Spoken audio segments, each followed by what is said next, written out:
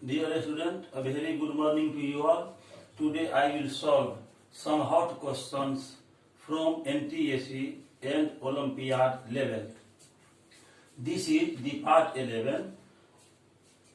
In part 10, I have solved up to question number 40. So today I will start from question number 41.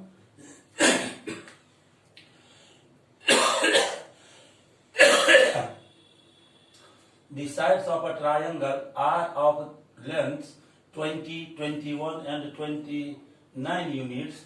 Find the sum of the length of altitudes. Triangle का 3 sides दिया हुआ है. First है side 20, second है 21 और third है 29 units. तो आप जानते हैं कि ट्रायंगल का 3 एल्टीट्यूड्स होता है. एल्टीट्यूड्स हाइट को कहते हैं. तो उस तीनों एल्टीट्यूड्स के लेंथ का सम कितना होगा ये हमको निकालना है. आइए अब हम क्वेश्चन नंबर 41 को सॉल्व करते हैं. मान लीजिए ये ट्रायंगल है ABC और इसका फर्स्ट साइड है 20 यूनिट्स. सेकेंड साइड है इसका 21 यूनिट्स. थर्ड साइड है 29 यूनिट्स.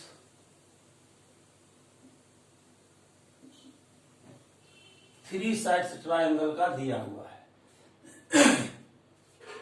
इसका हम एल्टीट्यूड ड्रॉ कर रहे हैं.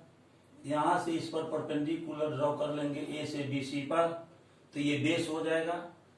और ये जैसे यहाँ AD परपेंडिकुलर ड्रॉ कर लिए BC पर, तो ये फर्स्ट एल्टीट्यूड हो गया. अब B से अपोजिट साइड पर हम BE परपेंडिकुलर ड्रॉ कर लेते हैं. ये ट्रायंगल का सेकेंड एल्टीट्यूड हुआ.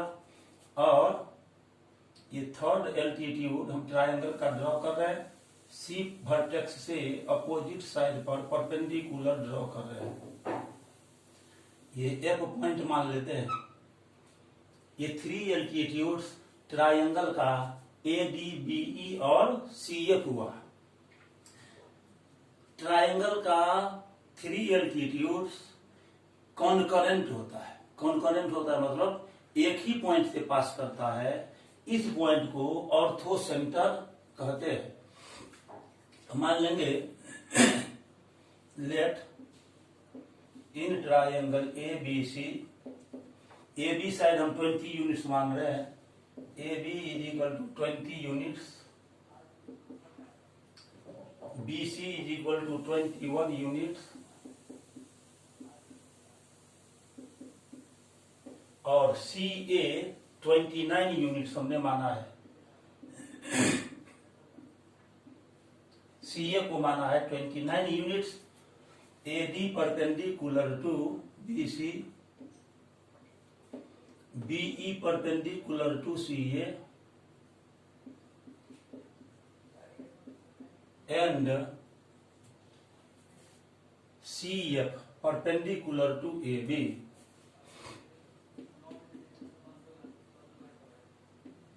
इसका मतलब कि AD, BE और CF ट्रायंगल का 3 एल्टीट्यूड्स है. अब हम जानते हैं, अब ट्रायंगल के एरिया का फॉर्मूला जानते हैं. Area of a triangle is equal to half into base into height होता है. तो ये हाइट जो है ना, हाइट को ही एल्टीट्यूड भी बोलते हैं. तो therefore height is equal to हो जाएगा 2 into area of triangle by base. तो यहां पर हम देखते हैं कि AD परपेंडिकुलर है BC पर. तो जब AD को हाइट लेंगे तो ये AD जिस साइड पर परपेंडिकुलर रहेगा उसको बेस मानते हैं। तो यहाँ बेस हो जाएगा BC और हाइट हो जाएगा AD, यानी AD हो गया एल्टीट्यूड और BC हो गया बेस। तो ये AD हम निकालेंगे, AD हो जाएगा 2 into area of triangle ABC by, और बेस कौन हो गया, BC हो गया। तो यहां लिखेंगे बाय BC। फिर BE को जब एल्टीट्यूड लेंगे तो बेस हो जाएगा CA, तो BE निकालेंगे, BE, तो BE इज इक्वल टू हो जाएगा 2 into area of triangle ABC by CA, and CF निकालेंगे। CF थर्ड एल्टीट्यूड है, हाइट है। इसी फार्मूला का यूज हर बार हम करेंगे। तो ये CF इज इक्वल टू हो जाएगा 2 into area of triangle ABC by AB। इस तरह हमने AD, BE और CF का वैल्यू यहां पर फाइंड करने के लिए AD, BE और CF के लिए फार्मूला को लिख लिया। अब इस तीनों का सम निकालना है, तो हम इस तीनों का सम निकालेंगे। तो यहां लिखेंगे AD plus BE plus CF, तीनों को ऐड कर रहे हैं। तो यहां देखिए एरिया ऑफ ट्राइंगल ABC सब में मौजूद है और 2 इंटू एरिया ऑफ ट्राइंगल 2 भी मौजूद है सब में।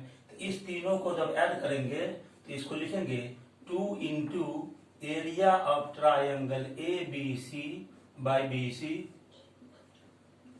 Plus 2 into area of triangle ABC by CA, फिर plus 2 into area of triangle ABC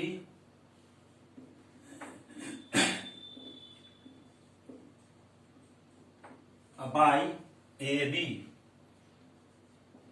हमने क्या किया, इस तीनों एल्टीट्यूड को ऐड कर दिया, क्योंकि क्वेश्चन में दिया हुआ है find the sum of the length of the altitude, altitude के लेंथ का सम निकालना है।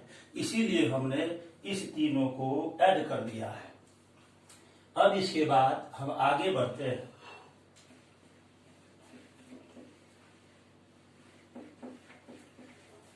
इस प्रकार से हम लिख सकते हैं AD plus BE plus CF is equal to 2 into area of triangle ABC, तीनों टर्म में मौजूद है। इसीलिए तीनों टर्म से 2 into area of triangle ABC हम कॉमन ले लेंगे। एरिया ऑफ ट्राइंगल ABC को हमने कॉमन ले लिया, तो यहां बचेगा 1 बाय BC प्लस यहां से आ जाएगा 1 बाय CA प्लस यहां से आ जाएगा 1 बाय AB। अब AD plus BE plus CF is equal to 2 into area of triangle ABC और 1 बाय, यहां पर BC है 21 यूनिट्स, तो यहां लिखेंगे 21 प्लस 1 बाय CA, तो यहां 1 और बाय CA कितना है 29 यूनिट्स, 29 लिखेंगे। अब प्लस AB दिया हुआ है 20 यूनिट्स, तो ये हो जाएगा 1 बाय 20 यूनिट्स, इतना यूनिट्स हो जाएगा। अब AD plus BE plus CF is equal to 2 into area of triangle ABC। अब यहां से LCM निकालेंगे, तो यहां से यदि हम LCM निकालते हैं तो ये हो जाएगा 21 इंटू 29 इंटू 20। इसमें 21 से डिवाइड करेंगे तो 29 इंटू 20 बचेगा, 29 इंटू 20 बचेगा, इसको 1 में मल्टीप्लाई हो जाएगा, तो यहां पर हम लिख सकते हैं 29 इंटू 20 प्लस, और इस एलसीएम में 29 से डिवाइड करेंगे, 29 कैंसिल हो जाएगा, 21 इंटू 20 बचेगा, तो यहां लिखेंगे 21 इंटू 20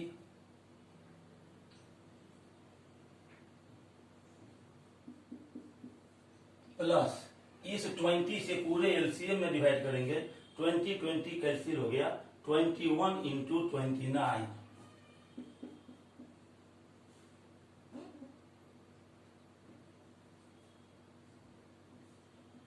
इतना यूनिट ये आ जाएगा।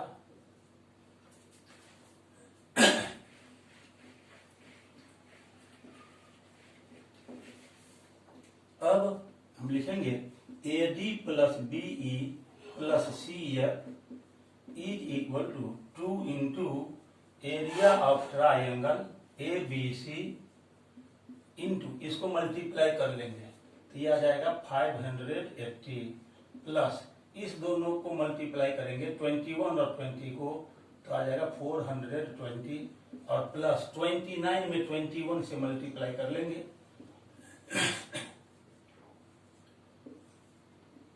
तो आ जाएगा 609 by 21 into 29 into 20 units.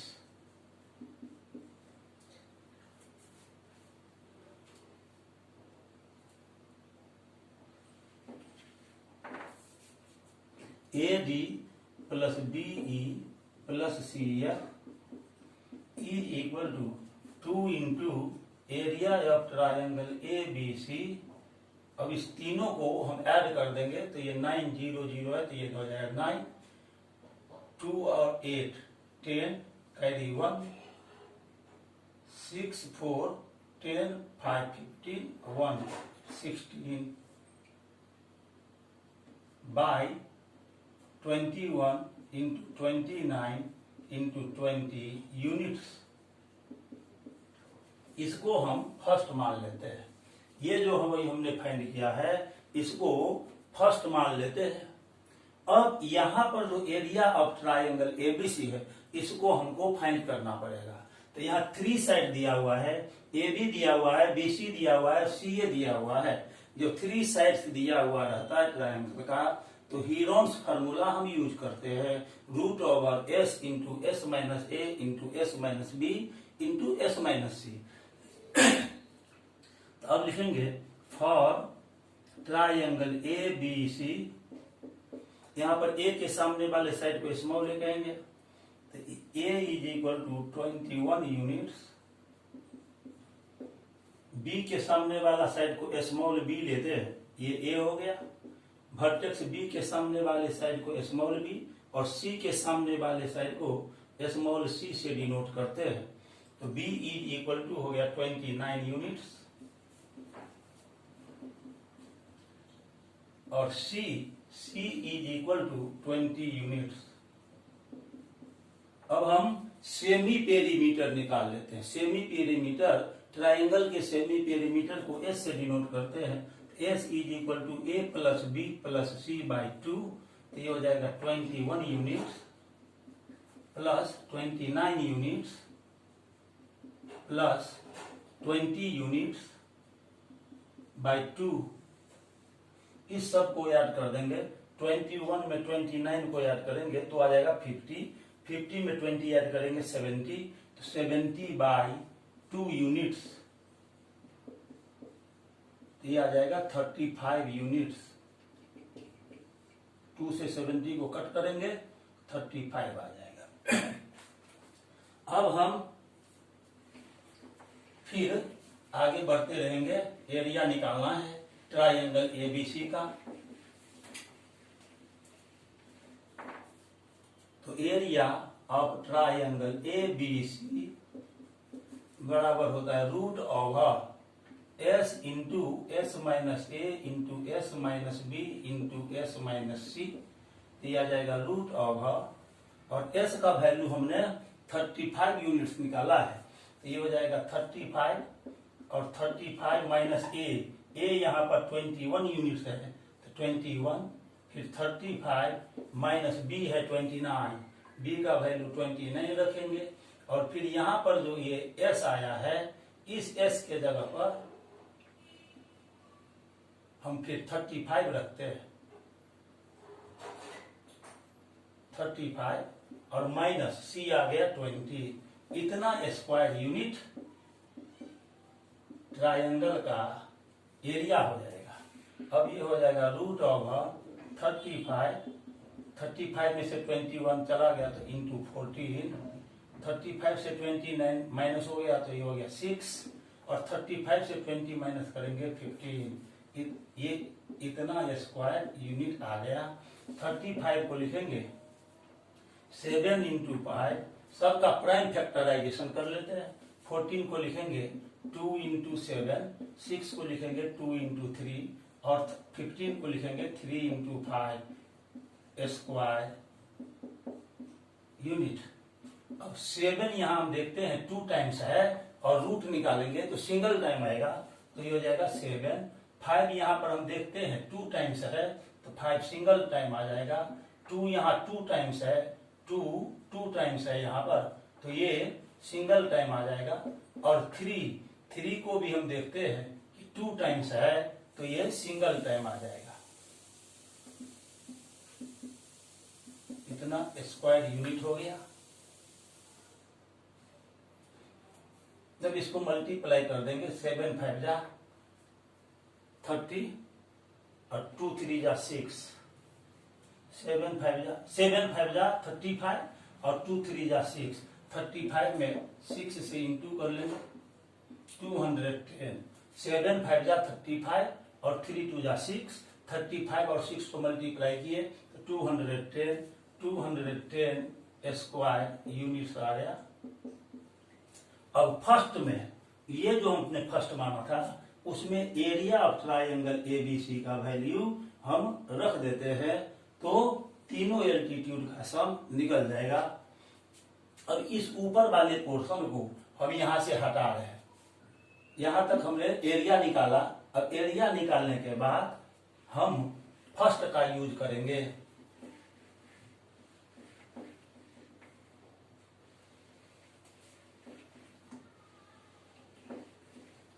From first AD plus BE plus CF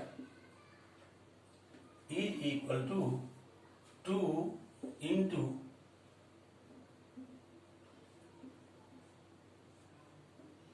area of triangle ABC into 1609 by 21 into 29 into 20 units. Area का वैल्यू हम रख देंगे इसमें AD plus BE plus CF is equal to 2 into, और area triangle ABC का आया था 210 square unit, यहां लिखेंगे 210 square unit into 1609 by 21 into 29 into 20, इतना यूनिट्स हो जाएगा। अब देखिए इस 21 से इसको काट देंगे, ये हो जाएगा 10 जा 21 10 जा 210, और इस 2 को यहां से काटेंगे 20 को तो ये 10 हो गया, फिर 10 और 10 कैंसिल हो गया तो आ जाएगा 1609। यहां पर स्क्वायर यूनिट्स है और यहां यूनिट्स है तो क्या बचेगा, यूनिट्स बचेगा बाय 29 यूनिट्स। इस प्रकार से हमने तीनों एल्टीट्यूड का सम निकाला तो 1609 बाय 29 यूनिट्स आया। Hence the sum of the altitudes the triangle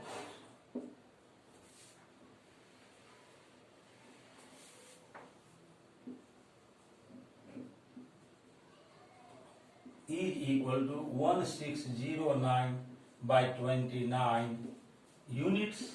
इस तरह से हमने ट्राइंगल के तीनों एल्टीट्यूड का सम निकाल लिया है। अब हम क्वेश्चन नंबर 42 को सॉल्व करेंगे। आइए अब हम क्वेश्चन 42 को सॉल्व करते हैं।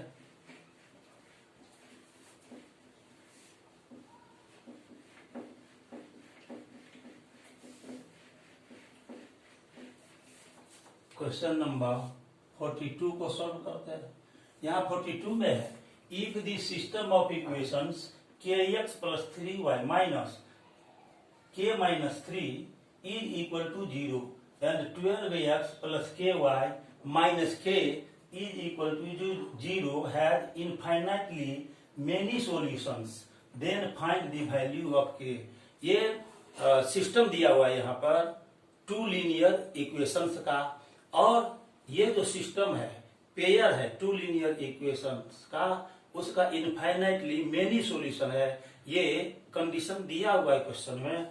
आइए हम पहले फर्स्ट इक्वेशन को लिखते हैं। ये फर्स्ट इक्वेशन है kx plus 3y minus k minus 3 is equal to 0। ये हो गया फर्स्ट। और सेकंड इक्वेशन दिया हुआ है 12x प्लस ky, यहां पर दिया हुआ है 12x plus ky minus k is equal to 0, minus k is equal to 0। ये सेकेंड इक्वेशन हो गया। फर्स्ट इक्वेशन था kx plus 3y minus in bracket k minus 3 is equal to 0। यहां पर ये a1 हो गया, ये b1 हो गया, ये c1 हो गया है यार। आप जानते हैं कि फर्स्ट इक्वेशन में x का कोफिशिएंट a1 लेते हैं, y का कोफिशिएंट b1 लेते हैं, कांस्टेंट टर्म को c1 लेते हैं। और सेकंड इक्वेशन में x का कोफिशिएंट हम a2 लेते हैं, y का कोफिशिएंट b2 लेते हैं और कांस्टेंट टर्म को c2 लेते हैं। ये a1 हो गया, a1 is equal to k, b1 is equal to 3 और c1 is equal to minus k minus 3। फिर a2 हो गया 12, b2 is equal to k और c2 is equal to minus k। अब ये जो पेयर ऑफ इक्वेशंस है linear equation का, उसका इनफाइनाइटली मेनी सॉल्यूशन है। According to question the given pair of equations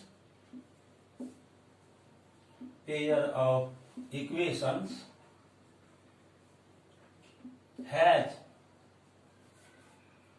infinitely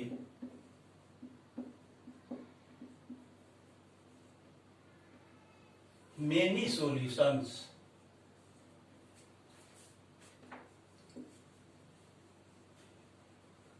इसका अनगिनत सॉल्यूशन है, तो उसके लिए कंडीशन होता है।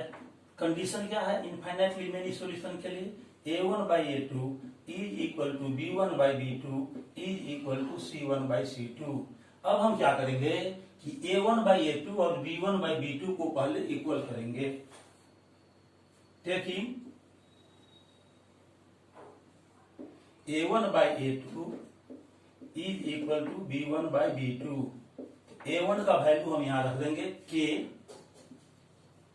बाय a2 का वैल्यू है 12, b1 का वैल्यू है 3 और b2 का वैल्यू k दिया हुआ है, तो यहाँ k लिख देंगे। इसको लेकर आगे बढ़ेंगे, क्रॉस मल्टीप्लाई करेंगे तो k into k means k square is equal to 12 3 36। Therefore k का वैल्यू निकालेंगे, स्क्वायर हटेगा तो यहाँ रूट आ जाएगा 36 और प्लस माइनस का साइन लगेगा, तो k का वैल्यू हो गया plus minus 6। That is k is equal to हो जाएगा प्लस में 6 और माइनस में 6। ये k का टू वैल्यूज कब आया? जब a1 by a2 और b1 by b2 को हमने इक्वल किया। अब b1 by b2 और c1 by c2 को इक्वल करना पड़ेगा। Now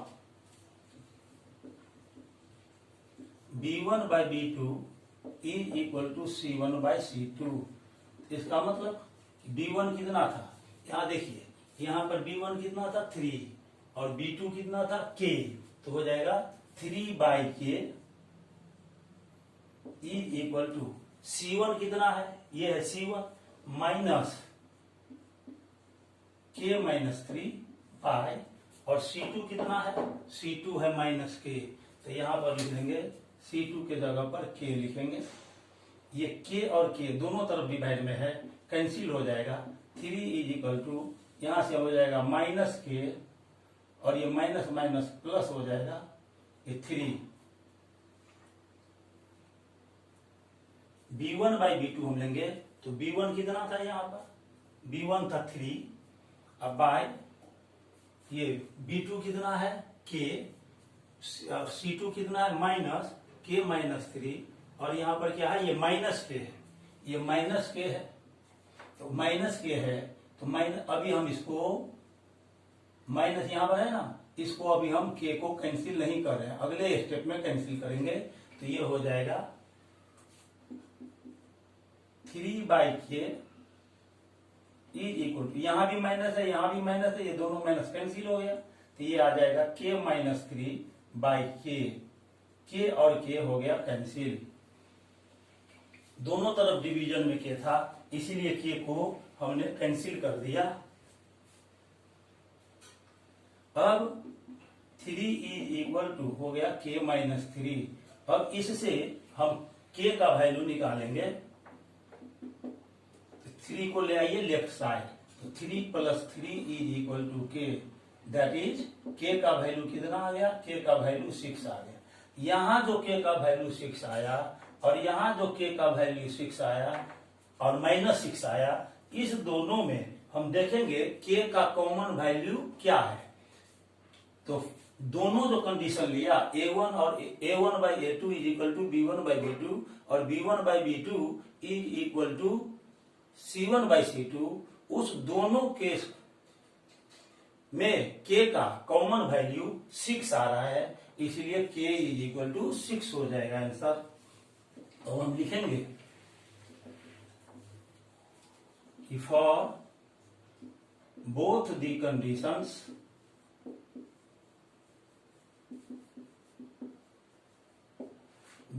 A1 by A2 is equal to B1 by B2 and B1 by B2 is equal to C1 by C2, the common value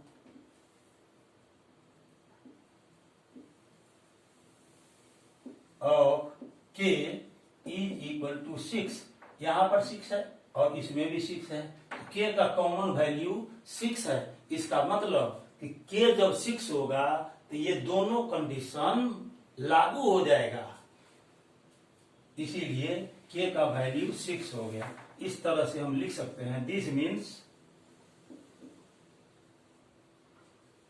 for K is equal to 6 we have, K जब 6 के equal हो गया, common value 6 हमने लिया, तो A1 by A2 is equal to B1 by B2 and B1 by B2 is equal to C1 by C2। यही condition है infinitely many solution के लिए, इसीलिए K 6 हो गया। Therefore K is equal to 6, ये आंसर हो गया। अब हम क्वेश्चन नंबर 42 को सॉल्व करने के बाद क्वेश्चन नंबर 43 को सॉल्व करेंगे। आइए क्वेश्चन नंबर 43 को अब हम सॉल्व करते हैं।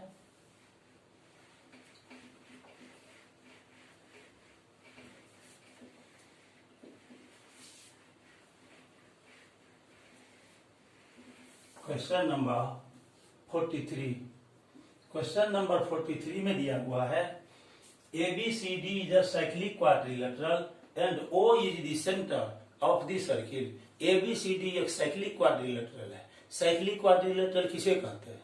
यदि किसी क्वाड्रिलेटरल के चारों वर्टिसेज से एक सर्किल पास करता है तो वह क्वाड्रिलेटरल साइक्लिक क्वाड्रिलेटरल कहलाता है।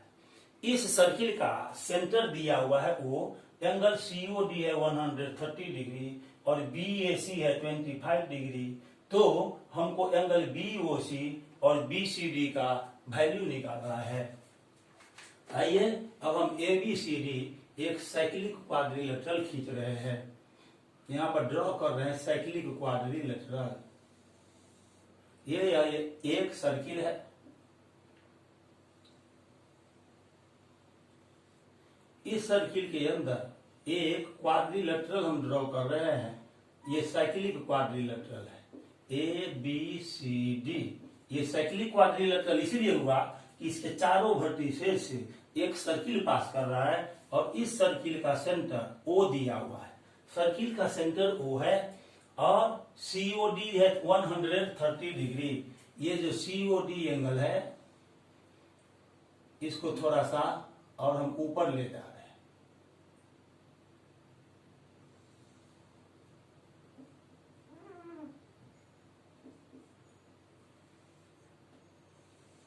ये जो एंगल COD है ये 130 डिग्री दिया हुआ है और BAC 25 डिग्री दिया हुआ है। BAC ये एंगल BAC कब बनेगा? जब A को C से मिलाना पड़ेगा। तो एंगल BAC ये एंगल दिया हुआ है 25 डिग्री। तो हमको कौन कौन सा एंगल फाइंड करना है? BOC और BCD एंगल फाइंड करना है। BOC ये एंगल हो जाएगा, ये एंगल कितना होगा ये फाइंड करना है। और दूसरा एंगल फाइंड करना है BCD। BCD ये यहां से यहां तक ये पूरा एंगल कितना होगा BCD, ये हमको फाइंड करना है। अब देखिए quadrilateral ABCD is a cyclic quadrilateral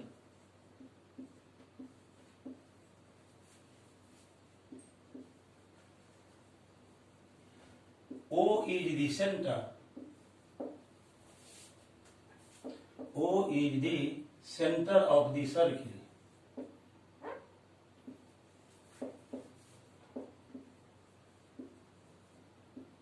यहां पर आप देखिए ये जो आर्क है, ये जो BC आर्क है, इसको डार्केन हम कर देते हैं। ये जो BC आर्क है, ये BC आर्क सेंटर पर एंगल BOC सबटेंड कर रहा है और ये सेम आर्क BC सर्किल के रिमेनिंग पार्ट के A पॉइंट पर एंगल BAC सबटेंड कर रहा है। तो आप जानते हैं कि किसी आर्क के द्वारा सेंटर पर जो एंगल बनता है वह एंगल उसी आर्क के द्वारा सर्किल के रिमेनिंग पार्ट के किसी भी पॉइंट पर बने एंगल का डबल होता है। तो लिखेंगे आर्क BC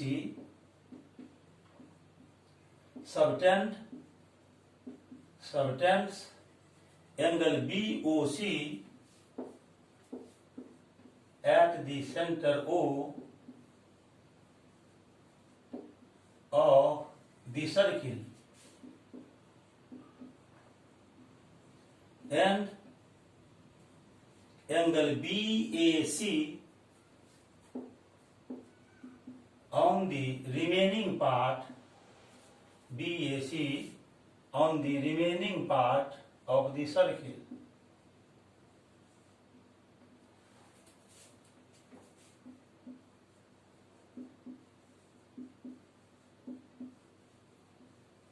तो मैं एक बार फिर रिपीट कर रहा हूं कि कोई आर्क सर्किल के सेंटर पर जो एंगल बनाएगा वह एंगल उस आर्क के द्वारा सर्किल के रिमेनिंग पार्ट पर बने एंगल का डबल होता है।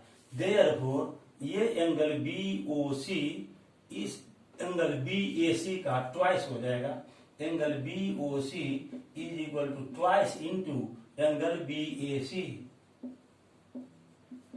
2 इंटू 25 डिग्री, तो ये आ गया 50 डिग्री। तो इस तरह से हमको जो ये एंगल BOC फाइंड करना था उसका वैल्यू 50 डिग्री आ गया। अब एंगल BCD फाइंड करना है तो BCD ये एंगल, ये पूरा एंगल हमको फाइंड करना है BCD। तो ट्रायंगल BOC में चलेंगे। In triangle B O C, angle B O C अभी हमने निकाला 50 डिग्री, और O B is equal to O C, क्योंकि ये सर्किल का रेडियाई है, all radii of a circle are equal, आप जानते हैं। तो O B is equal to हो जाएगा O C, O B is equal to O C, radii of the circle are equal.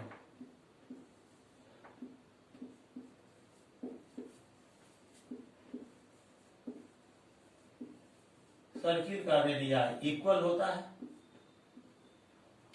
तो इस तरह से ये बी ओ सी एक आइसोसेलिस ट्रायंगल हो गया, जिसमें ओ बी और ओ सी इक्वल हो गया।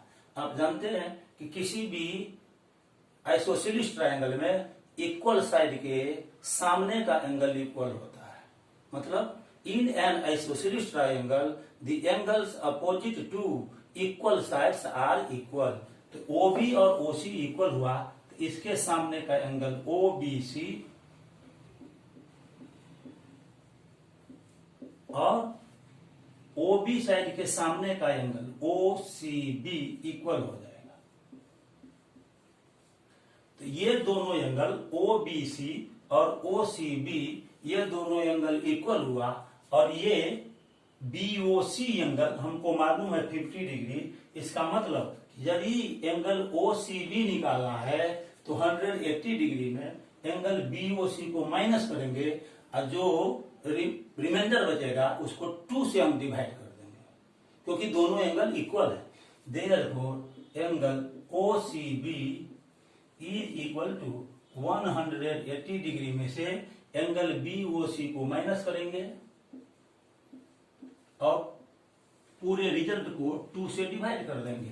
तो ये हो जाएगा 180 degree minus 50 degree by 2, 130 degree by 2 आ गया। 2 से इसको कट कर देंगे तो ये हो जाएगा 65 डिग्री। तो अभी हमने एंगल ओ सी बी का वैल्यू फाइंड किया है। अब हम आगे बढ़ते हैं।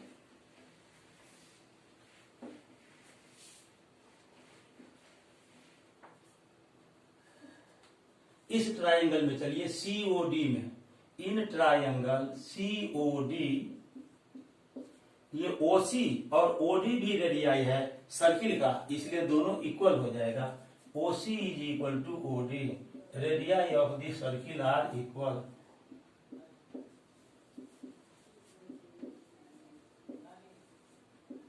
सर्किल आर इक्वल, इसीलिए ये सीओडी ट्रायंगल भी आइसोसेलिस ट्रायंगल हो गया। तो यहाँ ओ बी, ओ सी और ओ डी ये तीनों इक्वल है।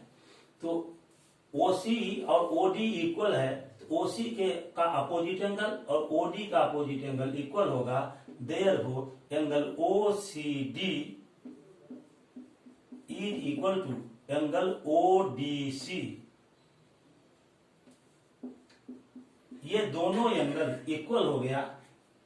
उसमें से यदि कोई एक एंगल निकालना हो तो ये जो थर्ड एंगल है सीओडी, उसको 180 में माइनस करके हाफ कर देंगे।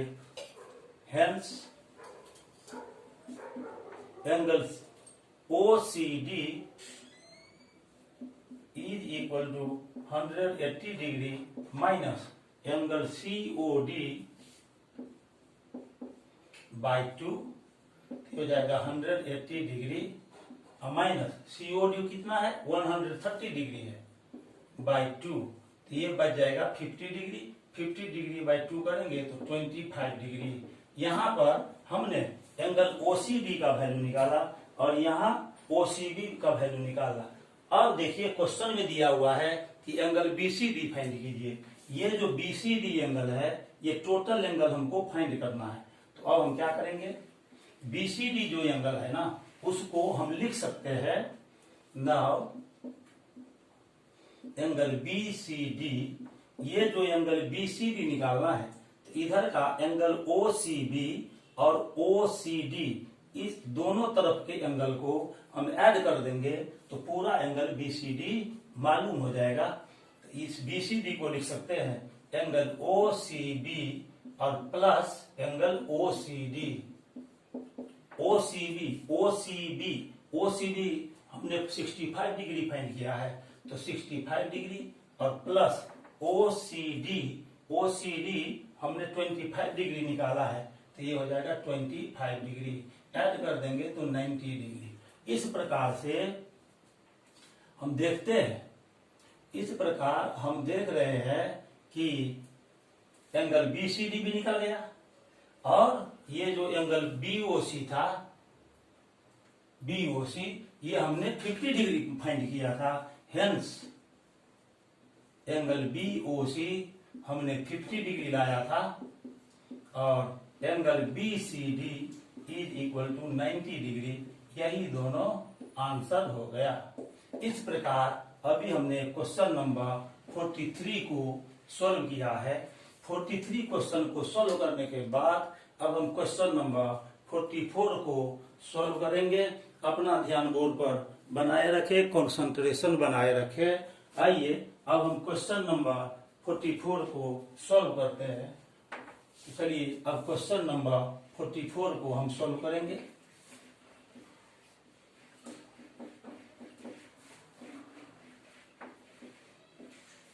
क्वेश्चन नंबर 44 को हम सॉल्व करते हैं। क्वेश्चन नंबर 44 में है perimeter of a regular hexagon and the square are equal. कोई रेगुलर हेक्सागन दिया हुआ है। रेगुलर हेक्सागन किसको बोलते हैं? रेगुलर हेक्सागन ऐसा हेक्सागन है जिसका ऑल 6 साइड्स इक्वल हो और ऑल 6 एंगल्स भी आपस में इक्वल हो, तो वो रेगुलर हेक्सागन कहलाता है। रेगुलर हेक्सागन का जो पेरीमीटर है और स्क्वायर का जो पेरीमीटर है वो दोनों इक्वल है। तो क्या कह रहा है क्वेश्चन में, find the ratio of areas of the square to the area of hexagon. तो स्क्वायर का जो एरिया होगा उस एरिया का और रेगुलर हेक्सागन का जो एरिया होगा उस एरिया का रेशियो निकालना है। तो लेट पेरीमीटर मान लेते हैं, perimeter of the regular hexagon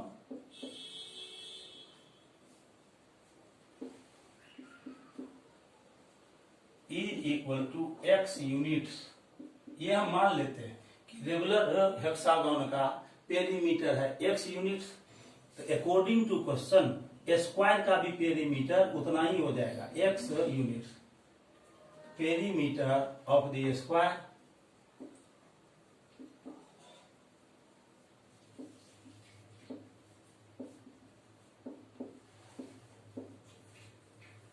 ये भी हो जाएगा x यूनिट्स। आप जानते हैं कि रेगुलर हेक्सागन का ऑल साइड्स इक्वल होता है और पेरीमीटर किसी भी पॉलीगन का पेरीमीटर उसके सभी साइड का सम होता है। और यहाँ पर हेक्सागन रेगुलर है, उसका ऑल साइड्स इक्वल है और सब साइड मिलाते हैं x यूनिट है। इसका मतलब एक साइड निकालना हो रेगुलर हेक्सागन का तो पेरीमीटर को 6 से डिवाइड करना पड़ेगा। Therefore each side of the regular hexagon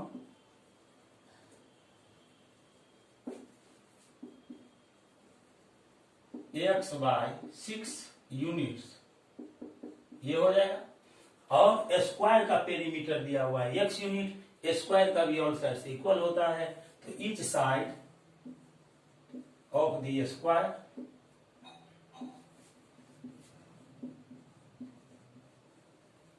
perimeter इसका x है, x बाई 4 यूनिट्स हो जाएगा। अब हेक्सागन का और स्क्वायर का हम एरिया निकाल लेंगे। तो area of the square, area of the square आप जानते हैं कि स्क्वायर का एरिया होता है ये साइड स्क्वायर। तो साइड इसका आ गया x बाई 4 यूनिट्स, इसका होल स्क्वायर हो जाएगा। तो ये हो जाएगा x square by 16 square units. ये स्क्वायर का एरिया निकला। अब area of the hexagon, regular hexagon,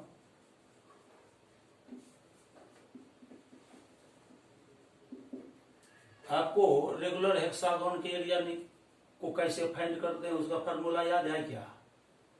यदि याद नहीं है तो अभी हम बोर्ड पर लिखने जा रहे हैं, अब याद कर लीजिए इसको। रेगुलर हेक्सागन के एरिया को फाइंड करने का फॉर्मूला हम लिख रहे हैं। ये होता है 3√3/2 इंटू साइड स्क्वायर। ये रेगुलर हेक्सागन के एरिया को निकालने का ये फॉर्मूला है।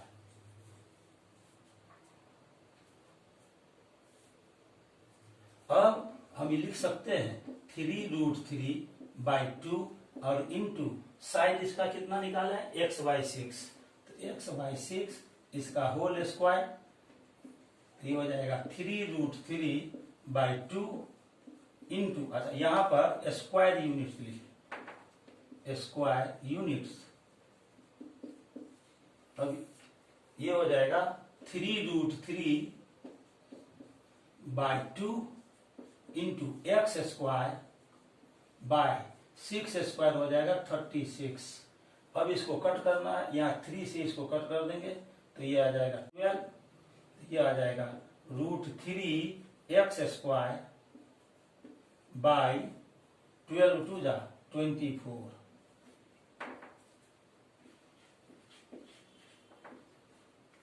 Square units. तो इस तरह से इसका वैल्यू हमको मिल जाएगा √3x² बाय 12 2 जा 24 स्क्वायर यूनिट्स। ये इसका एरिया निकला। अब स्क्वायर का एरिया और रेगुलर हेक्सागन के एरिया का हमको रेशियो निकालना है। स्क्वायर के एरिया में रेगुलर हेक्सागन के एरिया से डिवाइड करेंगे। Area of the square by area of the regular hexagon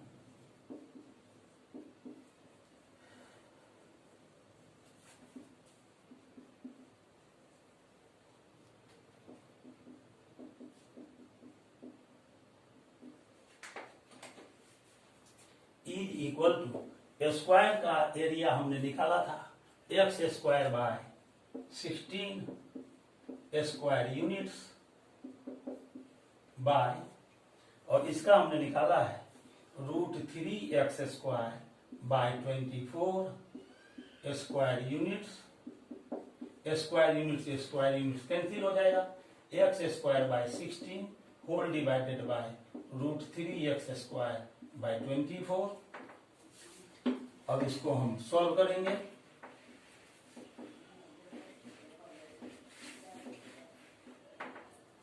ये हो जाएगा x² बाय 16 इंटू 24 न्यूमरेटर में चला जाएगा। ये हो जाएगा √3x², cancel.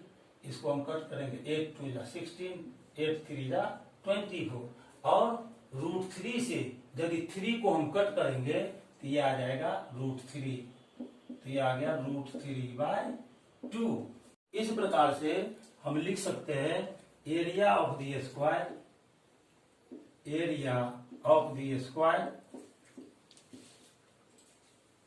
Is to area of the regular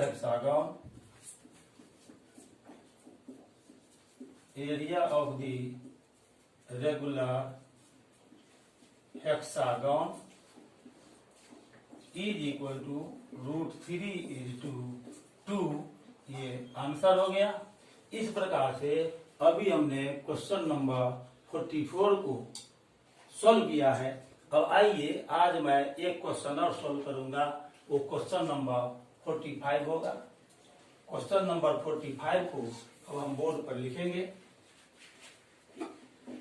question number 45 geometry से है।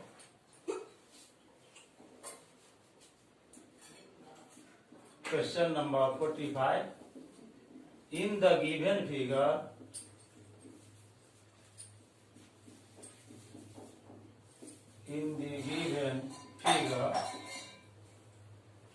यहाँ पर देखिए एक फिगर दिया हुआ है इसमें।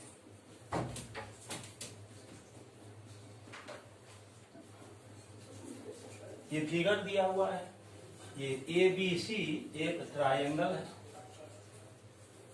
और एम AB का मिड पॉइंट है, यहां से इस पर परपेंडिकुलर ड्रॉ किया हुआ है। ये एम AB का मिड पॉइंट है, यहां से इस पर MD परपेंडिकुलर है BC पर, और यहां एक पॉइंट है E, ये परपेंडिकुलर है, ये भी परपेंडिकुलर है BC पर।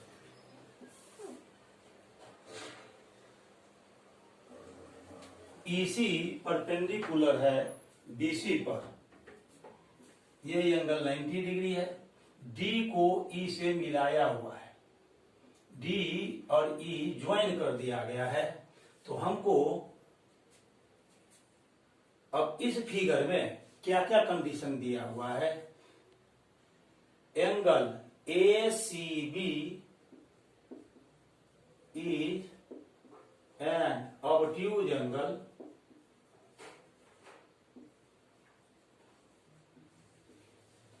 AM is equal to MB, ये AM और MB दोनों इक्वल है। MD perpendicular to BC and EC perpendicular to BC, ये भी BC पर परपेंडिकुलर है, EC भी BC पर परपेंडिकुलर है। If area of triangle ABC is equal to 24 square units, then find the area of triangle BED. BED triangle का area हमको find करना है। आइए अब हम क्वेश्चन नंबर 45 को सॉल्व करते हैं।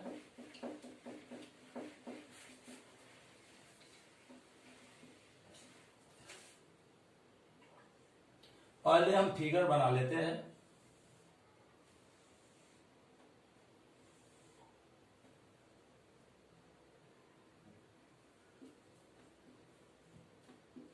एम AB का मिड पॉइंट है, यहां से इस पर परपेंडिकुलर है BD, MD यहां से परपेंडिकुलर है और यहां पर एक पॉइंट है EC भी BC पर परपेंडिकुलर है, D और E को मिलाया हुआ है।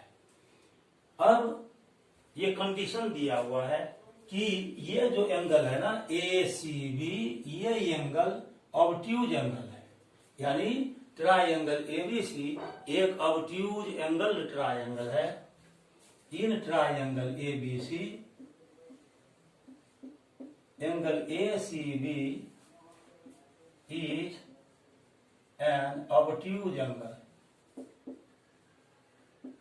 ये ऑब्ट्यूज एंगल दिया हुआ है। AM is equal to MB, AM is equal to MB, AM और MB इक्वल है। MD perpendicular to BC, MD perpendicular to BC and EC perpendicular to BC। Area of triangle ABC ये 24 square units दिया हुआ है। तो हमें find करना है एरिया ऑफ ट्रायंगल BED। इस ट्रायंगल BED को हम शेड कर दे रहे हैं, यहां पर इसका शेडिंग कर दे रहे हैं ताकि आपको पता चले कि किस ट्रायंगल का एरिया हमें फाइंड करना है। अब देखिए इसके लिए हम क्या करेंगे, BC को प्रोड्यूस कर देंगे, BC को प्रोड्यूस करेंगे और BC के प्रोड्यूस्ड पार्ट पर यहां से परपेंडिकुलर ड्रॉ कर देंगे। 1 मान लीजिए कि ये पॉइंट F है, तो इस तरह हम लिखेंगे ड्रॉइंग AF परपेंडिकुलर टू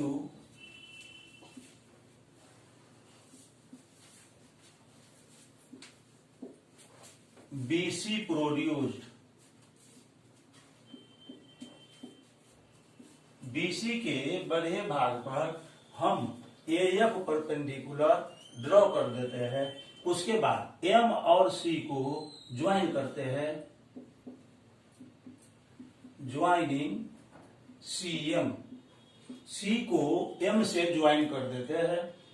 अब इसके बाद देखिए यहां पर MD, EC और AF तीनों सेम लाइन पर परपेंडिकुलर है, तो लिखेंगे here MD is perpendicular to BF, EC is perpendicular to BF and AF is perpendicular to BF। आप जानते हैं कि एक ही लाइन पर जितना भी परपेंडिकुलर्स होता है वह सब पैरेलल होता है, इसीलिए MD, EC और AF पैरेलल हो जाएगा।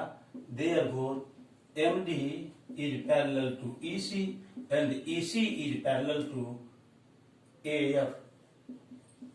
अब हम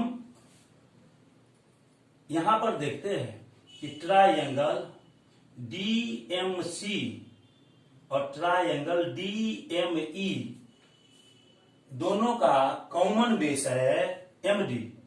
ट्रायंगल DMC और DME इस दोनों ट्रायंगल का सेम बेस MD है और दोनों सेम पैरेलल लाइन MD और EC के बीच लाइज करता है। तो आप जानते हैं कि जब दो ट्रायंगल का सेम बेस हो और सेम पैरेलल लाइन के बीच में लाई करता है तो ट्रायंगल का एरिया इक्वल होता है। लिखेंगे since triangle DMC and triangle DME have the same base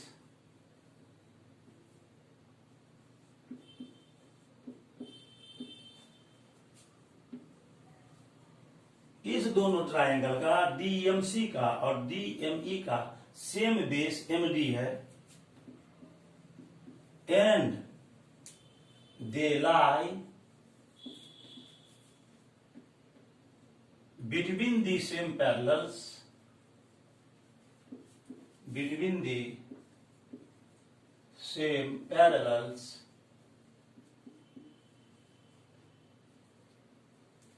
MD and EC।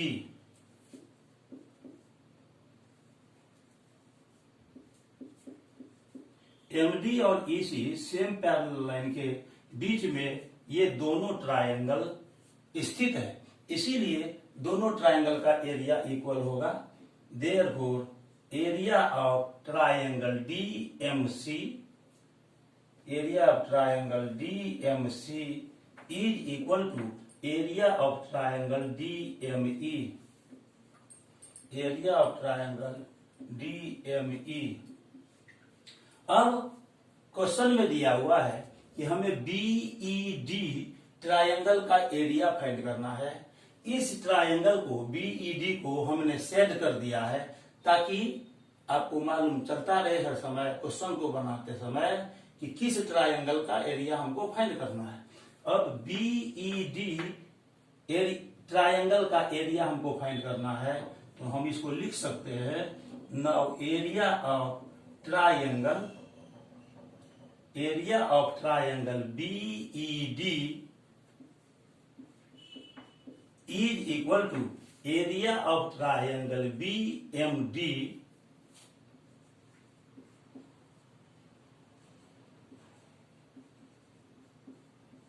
Plus area of triangle DME।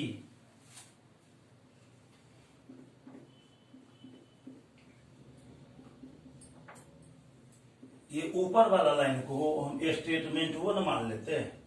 अब area of triangle BED is equal to area of triangle BMD plus, अब देखिए area of triangle DME, area of इस triangle का DME triangle का area equal आया है area of triangle DMC। इसीलिए DME area के जगह पर एरिया ऑफ ट्रायंगल DMC लिखेंगे, तो यहां हो जाएगा एरिया ऑफ ट्रायंगल DMC। यहां पर हमने फर्स्ट को यूज किया, DME ट्रायंगल का एरिया ट्रायंगल DMC के एरिया के इक्वल है, इसीलिए DME के जगह पर हमने एरिया ऑफ ट्रायंगल या DMC लिख दिया। यहां पर लिखेंगे यूजिंग 1। और इसके बाद हम आगे बढ़ेंगे और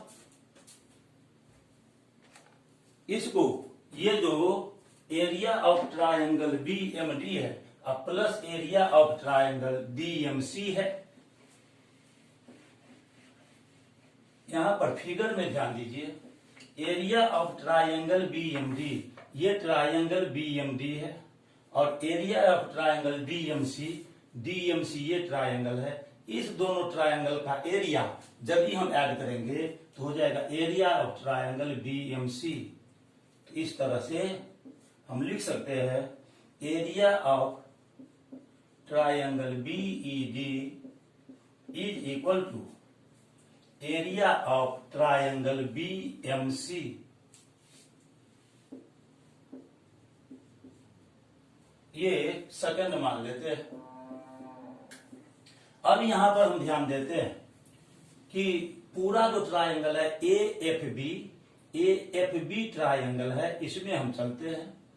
इन ट्रायंगल AFB ट्रायंगल में AB का मिड पॉइंट है, AM इज इक्वल टू ये MB।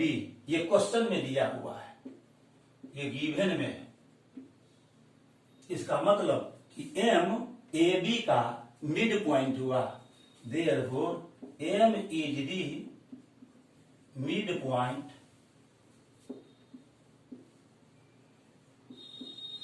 Of AB। और यहां पर हमने पहले ही लिखा है कि AF और MD ये दोनों पैरेलल है, MD parallel AF, MD AF के पैरेलल है।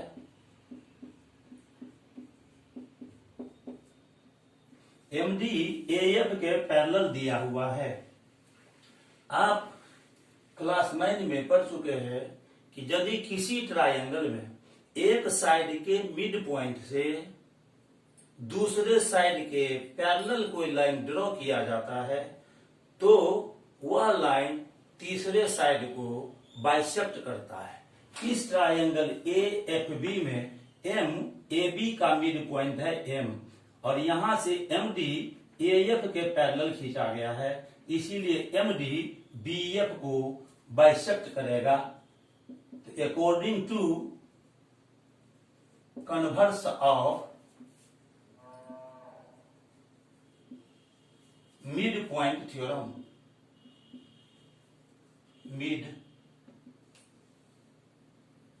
According to mid point theorem,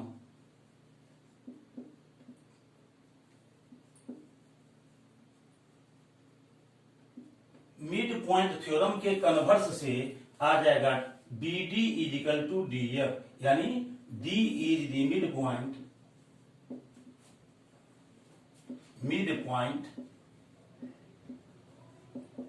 of BF। अब देखिए M AB का मिड पॉइंट हो गया और D BF का मिड पॉइंट हो गया। M AB का मिड पॉइंट है और D BF का मिड पॉइंट है। Now M and D are the mid points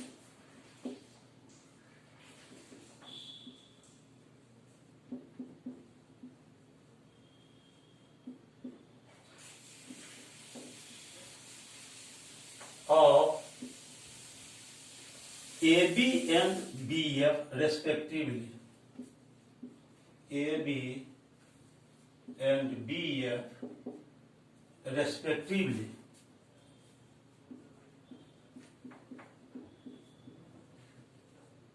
AB का मिड पॉइंट M और BF का मिड पॉइंट D हो गया।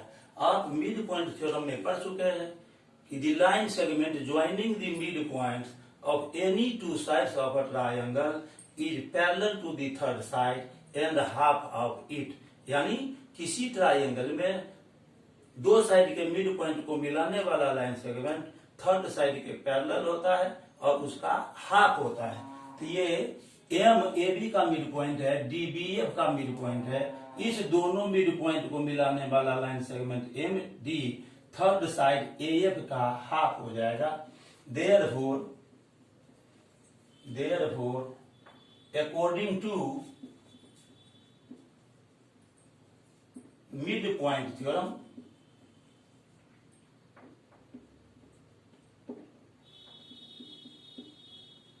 मिड पॉइंट थ्योरम,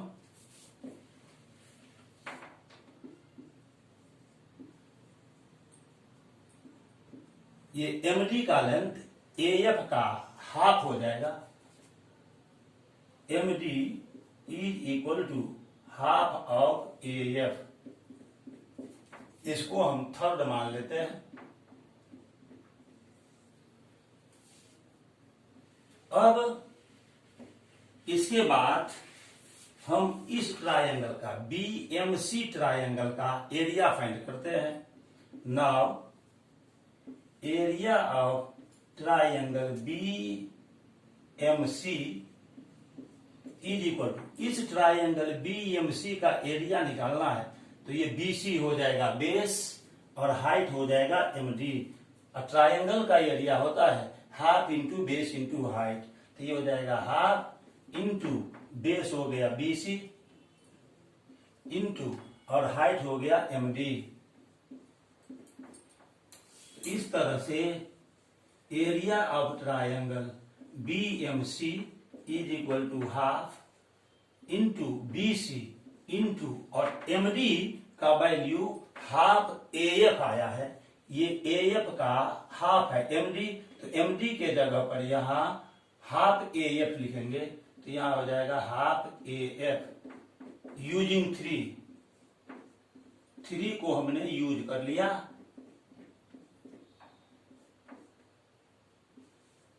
अब हम इसको लिख सकते हैं, यहां पर जो क्वेश्चन हमने लिखा था उसको अब हम वहां से इरेज कर रहे हैं और बाकी पार्ट लिख रहे हैं।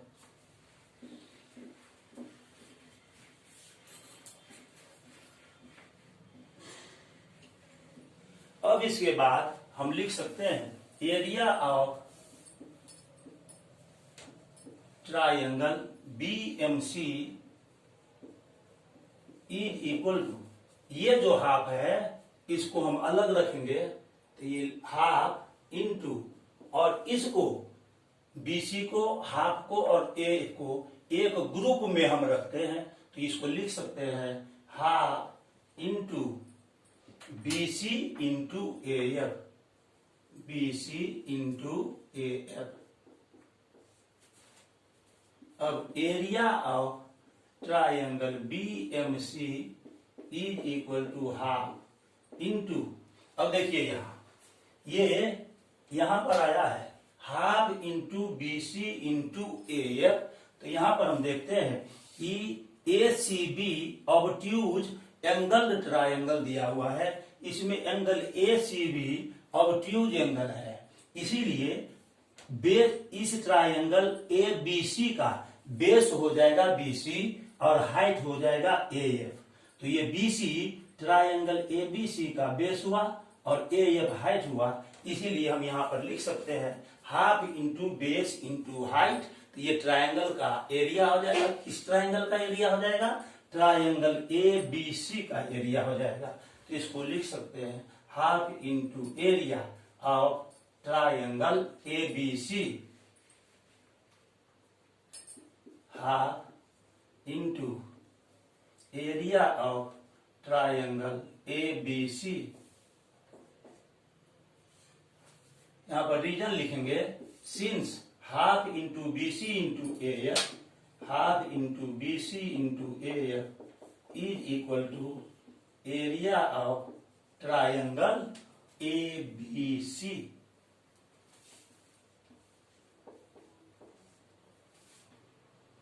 तो area of triangle BMC is equal to half और इंटू क्वेश्चन में दिया हुआ है कि ट्रायंगल ABC का एरिया 24 स्क्वायर यूनिट दिया हुआ है। तो यहां लिखेंगे ABC के एरिया पर 24 स्क्वायर यूनिट्स, 2 से इसको कट कर देंगे, आ जाएगा 12। तो area of triangle BMC is equal to 12 1 जा 12 स्क्वायर यूनिट्स। अब फ्रॉम टू सेकंड से हम चलते हैं। We have area of triangle BED is equal to area of triangle BMC, area of triangle BMC। इसका मतलब हुआ कि area of triangle BED is equal to area of triangle BMC। हमने 12 square unit निकाल लिया है, तो यहां पर एरिया ऑफ ट्रायंगल BMC की जगह पर 12 स्क्वायर यूनिट लिखेंगे, यह जाएगा 12 स्क्वायर यूनिट्स। ये आंसर हो गया। इस प्रकार हमने ट्रायंगल BED का, जो कि यहाँ शेडिंग किया हुआ है, BED ट्रायंगल का एरिया हमको फाइंड करना था, जो 12 स्क्वायर यूनिट्स आ गया, यही आंसर हुआ। मुझे उम्मीद है कि आपको ये वीडियो अच्छा लगा होगा। यदि वीडियो अच्छा लगा तो इसको लाइक कीजिए और मेरे चैनल को आप सब्सक्राइब भी कर दीजिए, ताकि आप तक मेरा वीडियो पहुंच सके, लेक्चर पहुंच सके। आप अपने फ्रेंड सर्किल में और रिलेशन में भी, आपके जो रिलेटिव्स हैं उसको भी मेरा लेक्चर वीडियो शेयर कीजिए, और साथ ही साथ बेल आइकॉन को क्लिक करके इसे ऑल पर सेट कर दीजिए, ताकि आपको मेरा हर लेक्चर वीडियो सबसे पहले पहुंच सके, इसका नोटिफिकेशन आपको मिल सके और मैथ के स्टडी में आपको मदद मिल सके। तब तक के लिए बहुत बहुत धन्यवाद। अब मैं अपने अगले लेक्चर में फिर आपसे मिलूंगा। Have a nice day. Thank you very much.